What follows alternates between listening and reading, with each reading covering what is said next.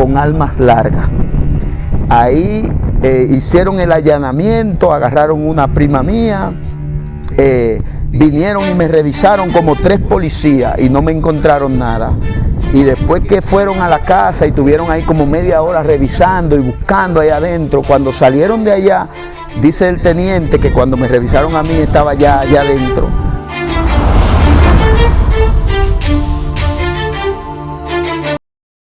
Dios bendiga de una forma muy especial. Estamos aquí para escuchar este poderoso testimonio del evangelista Alcántara. Es un placer tenerlo aquí, Alcántara. El placer es mío, ministro. De verdad que me siento privilegiado de haber obtenido esta invitación de parte suya, ya que sabemos que usted tiene un gran público que le sigue y esto es un medio por el cual muchas personas pueden ser edificados a través de lo que van a estar escuchando acerca de lo que Dios ha hecho en nuestras vidas. Amén. Alcántara, ¿cómo usted cayó en ese mundo de vicio? ¿Cómo usted cayó ahí? Fíjate, yo fui criado en el Evangelio, porque desde que tengo memoria, recuerdo que correteaba en los pasillos de la Iglesia de Dios Incorporada, hoy llámase Iglesia de Dios Arca de Cristo, porque mi madre era de allá y a mí me encantaba ir a la iglesia. Yo me sentía bien yendo a la iglesia con ella y ahí pasé mi niñez. Pero al llegar a la edad más o menos de unos 13, 14 años, que es la edad de la adolescencia, pues en ese momento comienzo a juntarme con un tipo de persona no sana, ya que al lado de mi casa había un repuesto y yo en ese tiempo inicio como ayudante de mecánico. Entonces los mecánicos que habían ahí eran unos tigres que les gustaba la bebida, la rumba, y ahí yo empiezo a caminar con ellos. Empiezo a conocer lo que es la bebida, lo que es andar en las discotecas y ese tipo de cosas. Y al poco tiempo pues empiezo a experimentar cosas con ellos. Un día por primera vez me dicen, si tú quieres estar acorde con lo que nosotros hacemos, pues tienes que probar esto. Y comienzo probando con un tabaco de marihuana. Luego viene un familiar de Santo Domingo, un primo que murió hace tiempo, y tomo el vicio del cigarrillo con él. Entonces, al transcurrir del tiempo, yo llego ya a unos 16, 17 años, comienzo a trabajar en el Central Romana. Allá en el Central Romana me conozco a un primo que no le conocía de parte de mi papá. Ese primo tenía mucho tiempo en la calle bregando con lo que era la venta de estupefacientes y ese tipo de cosas. Y ahí empiezo a ligarme con él y ahí es que en realidad yo conozco lo que es el mundo de la droga. Porque ahí entonces empiezo a involucrarme con lo que es la cocaína y empiezo a usarla, y al poco tiempo de conocerle, pues entonces ya él me utiliza para yo ir a Santo Domingo a comprar droga para vender acá. Y yo empiezo a meterme a esos sectores de Gualey, los Guandules, todos esos barrios marginados de Santo Domingo, y empiezo a conocer gente y empiezo a trasladar droga de Santo Domingo aquí a la Romana. ¿Su padre nunca se dieron cuenta de lo que usted estaba haciendo? Mi mamá sí sospechaba, porque ya, como tú sabrás, hay muchas cosas que cambian en la vida del ser humano cuando tú empiezas a incurrir en ese mundo de los vicios. Hay señales que tú empiezas a dar, porque si por ejemplo, antes tú no no era una persona de desconfianza, pues empiezan a perderse cosas en la casa. Ya tú no puedes ver una cartera que tenga 2 o 3 pesos porque tú lo que estés pensando en tus vicios. Entonces todo ese tipo de cosas, yo sé que alguna señalización pues le dan a los padres de uno, pero en mi caso yo me crié con mi mamá. Solamente mi mamá crió 3 varones, somos 3 hermanos varones, yo soy el segundo, y yo era el dolor de cabeza de mi casa, porque ya después que estoy involucrado en ese mundo, mi mamá vivía con un sobresalto de que ella pensaba que en cualquier momento iban a llegar personas allá a la casa a darle la noticia de que a mí me habían matado en la calle, porque ella sabía ya que yo estaba profundo en lo que eran los asuntos de los vicios, porque muchas veces ya pasado el tiempo, muchas veces ella hasta llegó a encontrarme cosas, droga, bolsas de droga. A veces ella se ponía a revisarme los bolsillos, a buscar debajo de los colchones, esas cosas, y a veces yo tenía droga guardada ahí, ella se topaba con ella y yo la intimaba para que me la devolviera. Le decía, si usted no me devuelve eso, a mí me van a matar, que eso, usted sabe cómo es estos asuntos de la droga, que yo tengo que entregar o eso o el dinero a quien me lo dio, y si no entrego eso me van a matar, y la intimidaba de esa manera a fin de que ella me devolviera las drogas que había encontrado. O sea, usted la vendía y también la consumía. Exactamente, porque el primo mío, el que te mencionaba que conocí en el Central, él venía de una trayectoria ya de mucho tiempo negociando con eso de estupefacientes, y cuando me involucro con él, pues él lo que hace es que me sumerge en ese mundo. Me sumerge en ese mundo y me empieza a utilizar como la mula que iba a Santo Domingo y venía con la droga de allá. ¿Usted en ese mundo se consideró ser un capo? ¿O se puede decir que usted fue un narcotraficante? Bueno, yo no me consideré nunca un narcotraficante, porque en realidad a la escala que nosotros lo hacíamos era vendiéndole bolsita al muchacho de a pie y cosas de esas, aunque sí en ciertos momentos nosotros llegamos a negociar con 1 kilo, 1,5 kilos, pero nunca pasamos de que, no puedo decirte que nosotros llegáramos a mandar kilos a otro país ni nada de eso, sino que fue un asunto local. El vicio lo llevó a convertirse, como decimos dominicanamente, en rata, o no llegó a ese nivel de venderlo todo, perderlo todo, que si no tengo el vicio encima no puedo comer, no puedo caminar? ¿Llegó a ese nivel? Bueno, yo toqué fondo, puedo decir que yo toqué fondo por las condiciones espirituales en las que yo caí. Y aquí entro donde Dios empieza a hacer su obra en mi vida.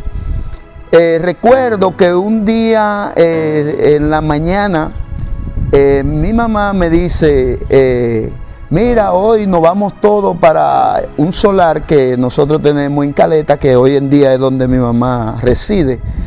Y me dice, en ese tiempo el solar estaba ahí, pero nosotros íbamos de vez en cuando a limpiarlo. Y ese día ella me dice, hoy nos vamos todos para allá a limpiar el solar y vamos a cocinar por allá. Y yo le digo, no, yo tengo una diligencia que hacer, yo no puedo ir para allá. Era porque tenía el compromiso de ir a Santo Domingo a comprar una droga ese día.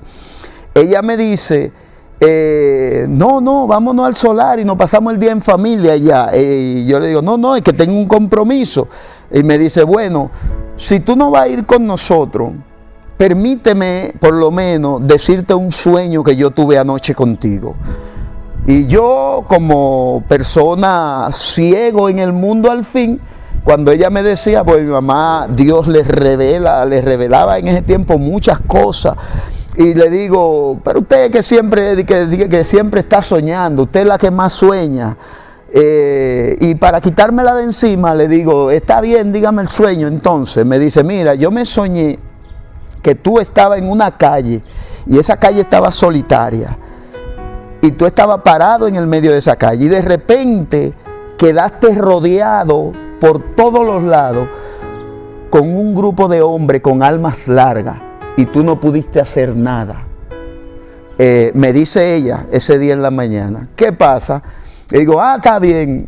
Y le digo, yo lo que voy a hacer es que yo voy ahorita, más tarde, espérenme allá en Caleta. Pero yo le digo eso sabiendo a conocimiento de que yo no iba a ir para allá. Excelente, entonces seguimos aquí con este poderoso testimonio de donde Dios sacó al evangelista Alcántara. Alcántara, entonces su madre le cuenta el sueño y usted sabía que no iba a poder ir donde su madre lo estaba invitando y usted le dice que sí. Exacto, yo le digo que sí, que voy a ir dentro de un rato, que me esperen allá, pero era con la idea de que me dejara tranquilo para yo poderme ir, porque tenía ese día el compromiso de ir a Santo Domingo a comprar una droga. Y le digo, espérenme allá que yo voy más tarde. Y mi mamá me dice, bueno, pues te esperamos allá. Y yo agarro y me voy, que a donde tenía que ir primero era Villa España, donde mi primo a buscar el dinero, parte del dinero que necesitaba para ir a comprar esa droga a Santo Domingo. Y cuando mi primo me da el dinero, que lo espero allá en la casa a las 12, que cuando él baja a comer, que él trabajaba en el Central Romana en ese tiempo, me da el dinero y yo me voy para Santo Domingo después de las 12. Cuando regreso de allá acá, eran las 5 y pico de la tarde. Cuando llego a la casa, mi primo ya había salido de trabajar, estaba ahí, le entrego la mayoría de la droga, y me quedo con unas porciones que era para mi uso esa noche, que iba para la discoteca y esas cosas. Y le digo a mi primo, voy a ir a la casa para darme un baño y nos vemos ahorita. Y cuando salgo de la casa, que voy a la ruta, eso era ahí en Villa España, llego a la ruta de los carritos, alcanzo a ver a un muchacho que llevaba una lista de números de lotería y digo, si me voy a la casa a bañarme, se me va a pasar la hora de la lotería, déjame devolverme a jugar mis números y me voy con los números ya jugados. Y cuando me devuelvo, caigo frente a la puerta de nuevo de la casa del primo mío, que es donde alcanzo a la persona que vende los números. Una persona muy conocida de aquí de la Romana en ese tiempo, era un enanito, le decían Jerry, que trabajó mucho tiempo ahí en Los Colonos. Y cuando estoy ahí apuntando los números, que él me está apuntando los números, de repente yo oigo como una goma que me frenan atrás. Y cuando miro para atrás, el sueño que mi mamá me había dicho en la mañana, quedo rodeado de la policía de la misma manera que mi mamá me dijo que me había visto en el sueño. En una calle que estaba solitaria, en la calle no había nadie y yo quedé en medio de todas esas personas con armas largas. Ahí hicieron el allanamiento, agarraron una prima mía, vinieron y me revisaron como 3 policías y no me encontraron nada. Y después que fueron a la casa y tuvieron ahí como media hora revisando y buscando ahí adentro, cuando salieron de allá, dice el teniente que cuando me revisaron a mí estaba ya allá adentro. Dice, ¿y ya lo revisaron? Entonces los policías que me habían revisado estaban en el patio. No hubo quien le dijera que sí, que ya me habían revisado. Y él viene de manera personal y me revisa. Y cuando me revisa, me encuentra una caja de fósforo que tenía dentro de las medias, como con 7 porciones de cocaína. Y ahí mismo dice, mírala aquí donde la tienen. Y ahí quedo yo apresado. Cuando me llevan a la policía, mi mamá se da cuenta como al otro día, porque yo a veces duraba 2 días y 3 días sin ir por la casa, y alguien le llevó la información que yo había caído preso. Y mi mamá, cuando le dicen eso, ya tú puedes saber los sentimientos de una madre que nunca ha bregado con asuntos judiciales, nunca ha tenido un hijo preso. Tú sabes que eso es devastador. Y mi mamá quiere volverse loca y va a la policía y sale de ahí. El señor trata con mi mamá y le dice, no haga diligencia de sacarlo, porque soy yo que lo estoy llevando a ese lugar, porque tengo propósito con él. Cuando mi mamá, Dios trata con eso con ella, ella misma me da el testimonio de que en su corazón cayó una paz, como que yo estaba ahí en la casa. Yo sé que ese fue el trabajo que Dios hizo en el corazón de mi mamá. Y duro como 15 días ahí en la policía, y de ahí me bajan a la fortaleza Santa Rosa de Lima en ese tiempo. Ahí me bajan allá a la fortaleza Santa Rosa de Lima. Cuando llego allá, allá está el esposo de una prima mía. Yo no sabía que ese muchacho estaba preso y está esperándome. Ya él se había dado cuenta que yo había caído preso. Y cuando yo llego allá, desde que abren la puerta ahí del patio, de una vez él estaba ahí esperando, me dice, primo, venga, yo estoy esperando, ya yo tengo una cama para usted ahí, donde usted va a dormir. Me tenía una cama guardada y todo, y nada, caigo ahí, precisamente donde yo caigo a dormir. Al frente dormía la persona que habían designado como pastor en la iglesia de allá dentro de la cárcel. Sabe que allá había una iglesia que los días de visita iban siempre hermanos a liderar los cultos, pero para los días de semana, cuando no había visita, ellos designaban un pastor, alguien que estuviera dando fruto de arrepentimiento de la gente que se habían convertido allá adentro, y lo designaban como pastor. Esa persona dormía frente a donde yo caí ahí a dormir. O sea que era un propósito de Dios por las cuatro esquinas, por donde queramos verlo. Esa persona, Dios pone en su corazón empezar a hablar conmigo. Y esa persona me hablaba como con ese amor que después que yo vengo a los pies del Señor, me doy cuenta que no era Él, sino que era el amor de Dios manifestado a través de Él. Porque esa persona me veía como si yo fuese su propio hijo, o si fuera un familiar cercano a Él. Que usted aceptó a Cristo en la cárcel.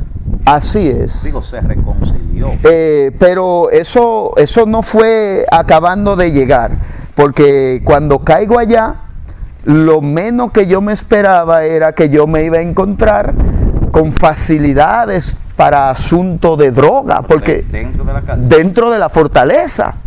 Ahí cuando empiezo a conocer el ambiente y a ligarme con la gente que están allá, entonces me doy cuenta que allá adentro hay más droga que aquí afuera. O sea que eso es un mundo dentro de otro mundo. Así mismo. Entonces, adentro hay más droga que afuera. Ahí había un grupo en el tiempo que yo llegué allá, había un grupo de capitaleños que eran los que manejaban el tráfico de droga ahí dentro de la cárcel. Creo que en qué están los guardias, en qué está la misma policía, en qué están los soldados que están ahí adentro. Mira, todo eso es un mundo de corrupción, porque por eso es que en esta tierra todo lo que está fuera de Dios es corrupto, porque todo lo que está fuera de Dios es manejado por las fuerzas espirituales del mal, y donde las fuerzas espirituales del mal tienen su gobierno, pues ahí tú lo que vas a encontrar es corrupción, soborno, gente que se presta para hacer todo lo que es contrario a lo que profesan. Y eso era lo que pasaba ahí dentro. Ahí dentro, todo el que tenía para pagar el novicial, como dicen, ¿verdad? Pues tenía pagar la cuota de que te entren lo que tú quieras. Podía obtener mujeres, podía obtener alcohol, podía obtener droga, podía obtener todo lo que tú quieras. Ellos dicen que no se acepta ningún tipo de visita, que todo eso es una falacia.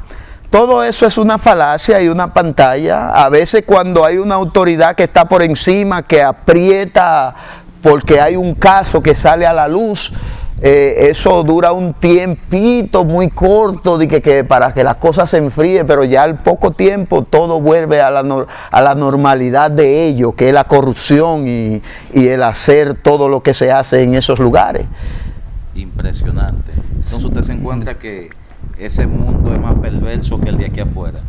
Claro que sí, porque por lo menos en ese tiempo en el que yo tuve esa experiencia,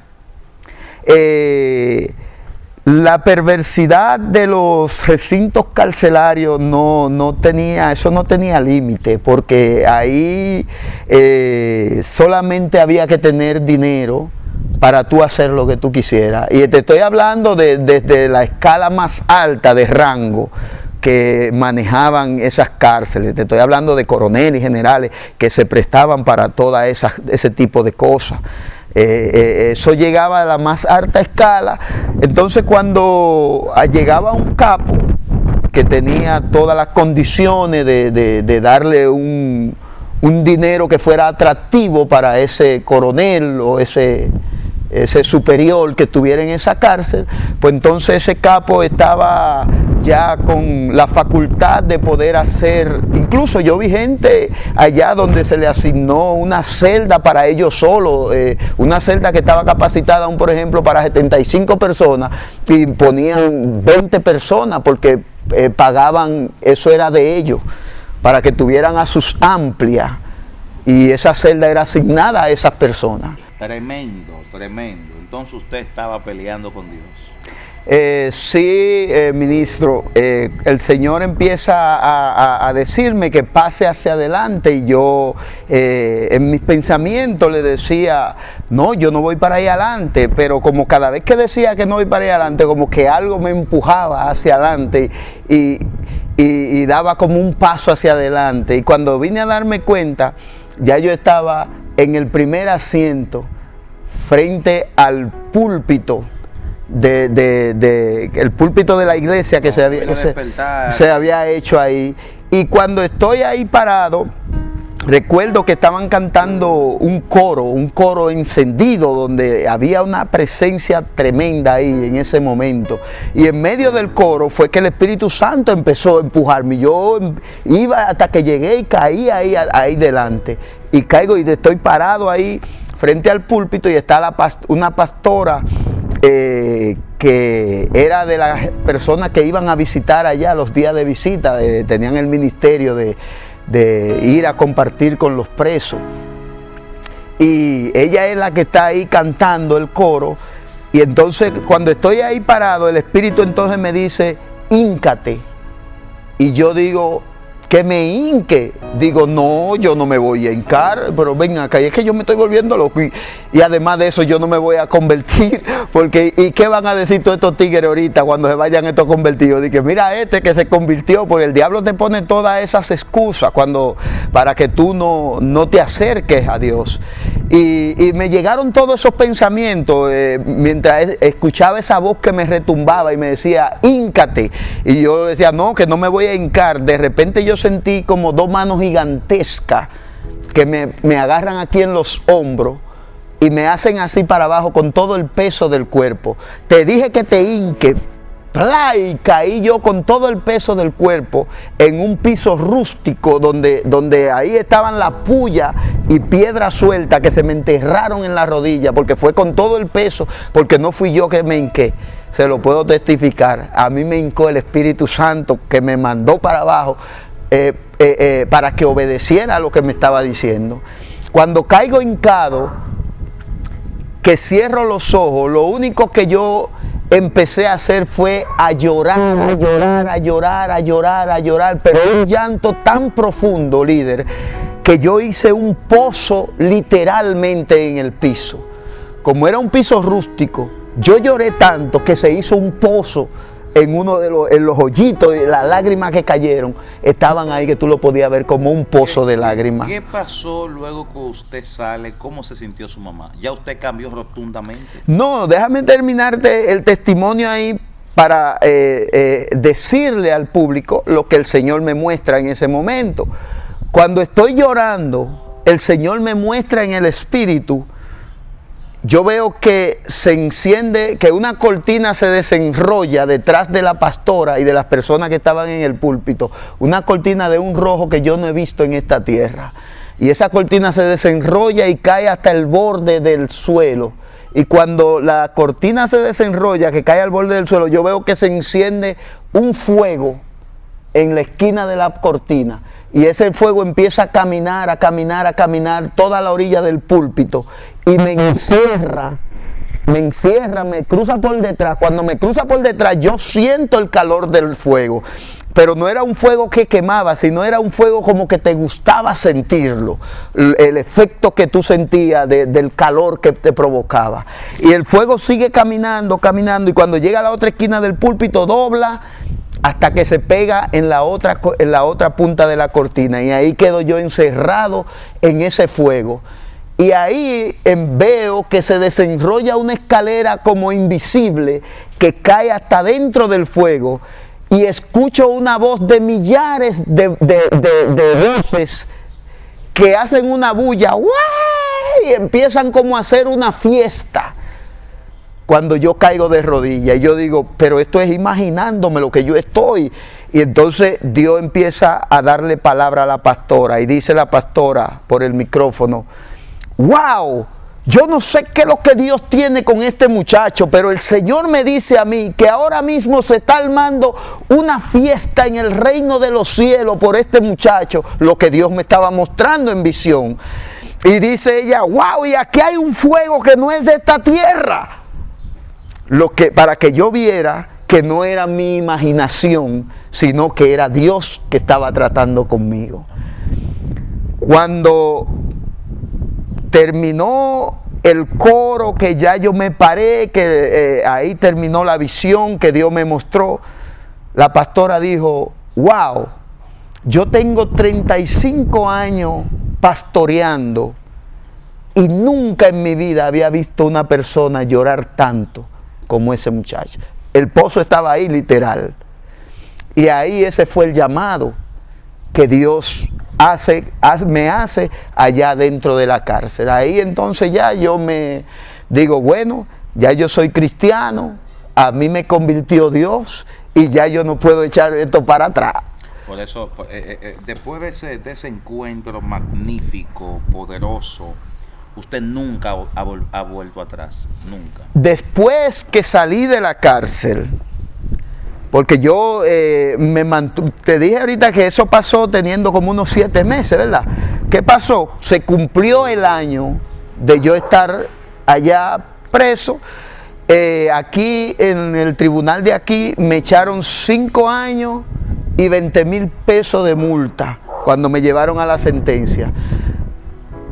¿Qué pasa? Que la multa que me echaron no correspondía con los años que me echaron, porque el que le echaban 5 años de prisión eran 50,000 pesos de multa. A mí me pasó causa una juez suplente. Y otra cosa, otro milagro de Dios para que podamos ver cómo la palabra de Dios tiene que cumplirse en todo su esplendor cuando Dios habla.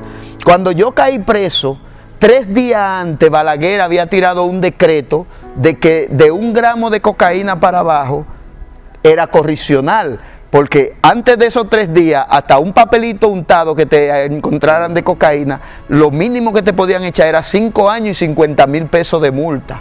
Pero yo caí 3 días después de Balaguer haber tirado ese decreto, y yo entraba en ese decreto de que estaba ya bajo una prisión correccional que me tocaba de 6 meses a 2 años, era el máximo que me tocaba. ¿Por qué Balaguer hizo eso? Porque las cárceles se estaban congestionando y la mayoría de presos que habían eran gente presos por asuntos de droga y ese tipo de cosas, y para descongestionar un poco más las cárceles decidieron poner esa categoría correccional. Ahí fue cuando yo caí preso. Entonces, cuando se cumple el año, el mismo día que entré a la cárcel, 16 de diciembre, ese mismo día salí de la cárcel, porque me echaron 5 años aquí y mi abogado apelaron a San Pedro, y en San Pedro me condenaron a pena cumplida, porque ya los policías que me habían agarrado a mí preso estaban guardando prisión porque lo habían agarrado a ellos por narcotráfico. Entonces no había quien me acusara, no había nada. Entonces los jueces de San Pedro lo que nos dejaron fue a pena cumplida. Y faltaban 10 días para cumplir el año allá en la fortaleza, y esos 10 días eran reglamentarios que tenía que durarlo ahí en la fortaleza preso, para ver si el fiscal no apelaba en contra de la sentencia de los jueces, y con esos 10 días era que cumplía el año completo que Dios había dicho que yo iba a estar ahí preso. Impresionante testimonio. Entonces, Alcántara, habían celdas de privilegio. Sí, en ese tiempo en el que yo llego allá, había una celda que le llamaban la celdita, que era la celda de los capos que habían allá en ese tiempo. Esas personas ahí vivían bajo la mejor comodidad que se podía estar ahí dentro, y era por el pago que realizaban a las autoridades que manejaban el recinto carcelario, y se le daba ese privilegio. Como te decía, era una celda quizás con capacidad para unos 70, 75 presos, y ellos ponían 20, 15 presos ahí para que pudieran estar a sus amplias por el dinero que pagaban para ese privilegio. Tremendo. ¿Y usted cuando se vio en ese mundo, qué pensó? Bueno, mira, tan pronto yo llego allá como presidiario, empiezo a relacionarme con los presos, a conocer gente. En poco tiempo ya sabía cuáles eran los contactos, con quién se conseguía la droga, quiénes eran que la vendían, cuáles eran los que fumaban, quiénes no fumaban, quiénes huelían y todo ese tipo de cosas. Y yo empiezo a usar todo tipo de cosas allá adentro, porque eso era como un recreo para la mente de uno no pensar. Quizás por eso también era uno de los factores por los que la misma guardia permitía que entrara ese tipo de cosas, porque imagínate una gente a 10, 15, 20 años en prisión ahí, donde es la rutina del día a día, ahí en 4 paredes, donde tú tienes que estar en el patio chocando con la gente, porque era tanta la cantidad de gente que no había espacio para muchas cosas. Entonces, tener una mente lúcida todo el tiempo en esas condiciones, eso es lo que provocaba, porque cuando habían tiempos que habían escasez de droga y los presos estaban matándose unos con los otros, lío por donde quiera, porque la gente como que se aburría y eso. Entonces pienso que también eso era uno de los factores por lo cual las autoridades se hacían muchas veces también de la vista gorda, sabiendo, porque eso era en las mismas narices de ellos, que se comercializaba la droga en el patio, y siempre había guardias que estaban vigilando ahí arriba, y en el mismo patio tú comercializabas, vendías, comprabas y hacías todas las cosas. ¿Cómo Dios lo saca de ahí? Bueno, después de yo tener un tiempo, ya tenía unos 7 o 8 meses de estar ahí guardando prisión.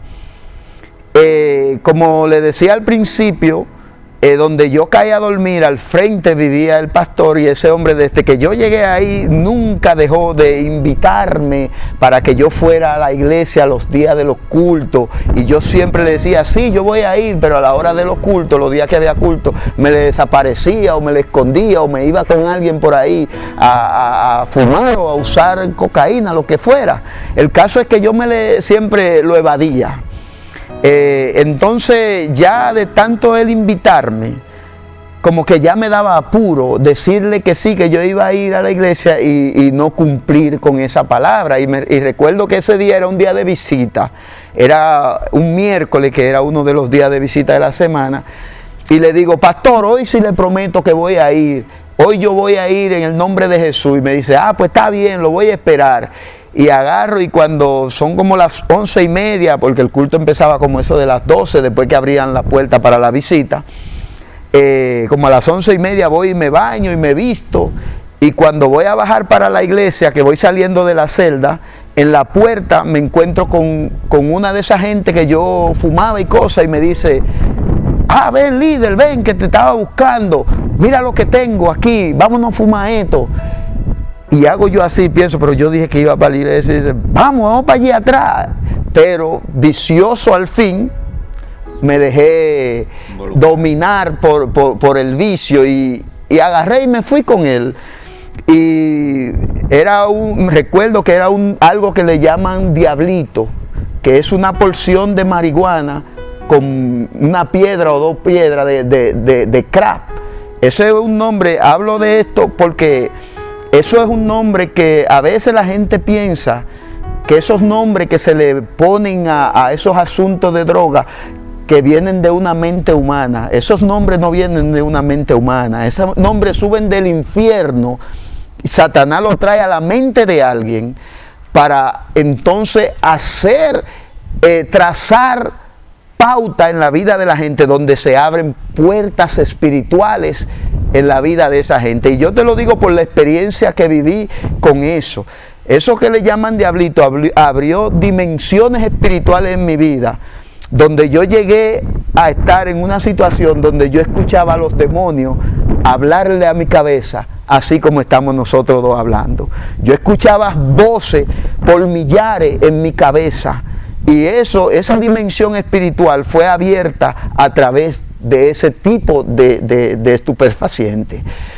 Y ese día, cuando arranco y me voy con el muchacho y nos fumamos eso, y cuando nos fumamos eso, él me dice, vámonos para el patio a tripearnos con la gente. Es un lenguaje que se usa, un lenguaje muy carcelario, como de burlarnos de la gente y a reírnos de cualquier cosa.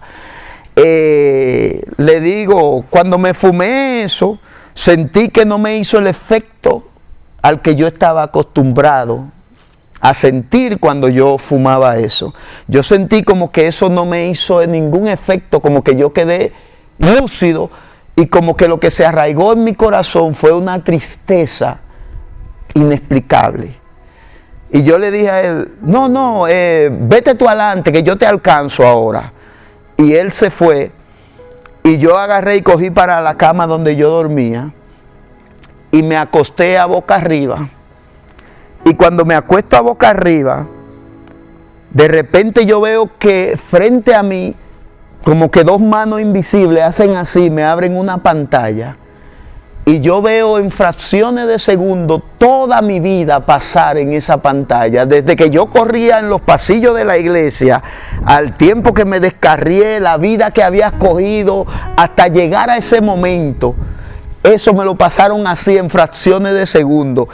Y cuando yo hice así como que me zapateé, me paré de la cama con el corazón acelerado, así asustado, y digo, yo voy para la iglesia. Ahí sí dije que iba para la iglesia, porque cuando Dios choca contigo, es algo terrible, hermano, es algo terrible. Yo pensé que Dios me estaba mostrando eso, era para matarme ahí mismo por lo indigno que yo había sido frente al conocimiento que tenía, porque yo conocía de Dios, pero sabía que estaba alejado de Dios, y muchas veces caía de rodillas frente a mi cama en mi casa, antes de caer preso, llorando y diciendo, yo sé que yo estoy en este mundo y que estoy en estas condiciones, pero también sé que yo no pertenezco a este lugar, que de una forma Dios algún día va a levantarme de este lugar. Yo no sé cómo Él lo va a hacer, pero yo sé que un día Él lo va a hacer. Y me paré asustado de ahí, y de una vez empecé a caminar hacia la iglesia, y me fui y llegué a la iglesia, y me paré detrás del último banco. En la iglesia habían 3 líneas de banco para la gente sentarse, porque la iglesia no era algo muy grande. Como tú sabrás, en una cárcel no hay mucha gente como con la disposición de buscar a Dios, 2 o 3 si acaso. La iglesia no era tan grande. Y yo me paro detrás del banco de atrás y escucho esa voz que me dice, pasa allá hacia adelante, pasa al frente. Y yo digo, para el frente, yo no voy para allá al frente. Y la voz vuelve y me dice, te dije que pase hacia adelante. Y yo estoy peleando con la voz, que yo no voy para allá. Pero como que cada vez que yo decía no voy para allá, como que algo me daba un empujoncito. Y yo me río, porque yo sé que estaba peleando con Dios para no obedecer lo que el Espíritu Santo me estaba ministrando. No obedecer lo que el Espíritu Santo. Impresionante testimonio, sé que usted se está gozando ahí en su casa y está maravillándose de lo bueno y lo maravilloso que Dios ha sido con el evangelista Alcántara. Alcántara, entonces, el cumplimiento de un año se dio. Sí, como le decía, Dios le había revelado a mi madre cuando yo caí preso, le dijo que quitara toda preocupación y toda angustia de su corazón, porque era Él quien me llevaba a ese lugar, y lo hacía porque tenía un propósito conmigo, que Él iba a tratar conmigo en aquel lugar, y que era simplemente una herramienta que Dios estaba usando para llamar mi atención. Y nosotros, es algo que me marcó mucho, porque al yo ver ya a mi mamá en las visitas que iba a hacerme, me había dado ese testimonio de que Dios le había revelado que era un año que me iba a tener allá, y al yo ver ese cumplimiento cumplirse de una manera tan puntual, eso yo dije, wow, Dios es tremendo. ¿Y cómo su mami se siente ahora de verlo transformado, de verlo cambiado, de ver un hijo diferente? ¿Cómo se siente ella? Bueno, eso es algo que dentro, no solo mi madre, sino dentro del seno familiar, ha impactado de una manera tremenda, porque en ese tiempo yo era, como dicen por ahí en un buen lenguaje popular, la oveja negra del hogar. Yo era del que se esperaba siempre la mala noticia, el que andaba en la calle haciendo y deshaciendo, y de ahí a pasar a ser el consejero, el de confianza, el que está frente a cualquier negocio que haya que hacer de manera familiar. Es un cambio radical. Entonces ya tú puedes saber que esto tiene que traer contentamiento y paz al corazón de una madre. Tremendo, tremendo. Yo quiero dejarlo hasta aquí, porque quiero en la segunda parte que usted nos explique, después que usted sale de la cárcel, cómo Satanás vuelve y lo engaña y usted cae en las garras de él, pero el Señor vuelve y por su misericordia lo libra. Así que dile a las personas que no se muevan, que viene segunda parte. Amén, amén. Vamos a estar compartiendo la segunda etapa, podríamos llamarlo así, la segunda etapa de mi vida, porque luego de nosotros salir de la cárcel, entonces el enemigo trae oferta y nos hace caer de nuevo, pero Dios vuelve y muestra su misericordia a favor nuestro, y vuelve y nos levanta. Y esta parte es tremenda, así que yo voy a recomendarle a cada uno de los amigos que están compartiendo con nosotros a través de estos medios, que no se pierda la segunda parte, porque va a ser de gran edificación para su vida y lo suyo. Muchas gracias. Amén, amén. Así que no se despegue, comparta este testimonio impactante. Yo sé que hay muchos padres que han inducido a sus hijos en el camino de Dios. Y hoy en día quizás su hijo se ha apartado, como pasó con Alcántara, que se apartó, aún creciendo, naciendo en un hogar cristiano. Pero la mano de Dios va a alcanzar a tus hijos donde quiera que se metan y donde quiera que estén. La mano de Dios es tan grande, es tan larga, es tan poderosa, que no existe espacio, no existe rincón donde tus hijos, tu familia se puedan esconder. Ahí la mano de Dios lo va a alcanzar y va a hacer proeza. Dios te bendiga y nunca olvides que seguimos caminando con Dios.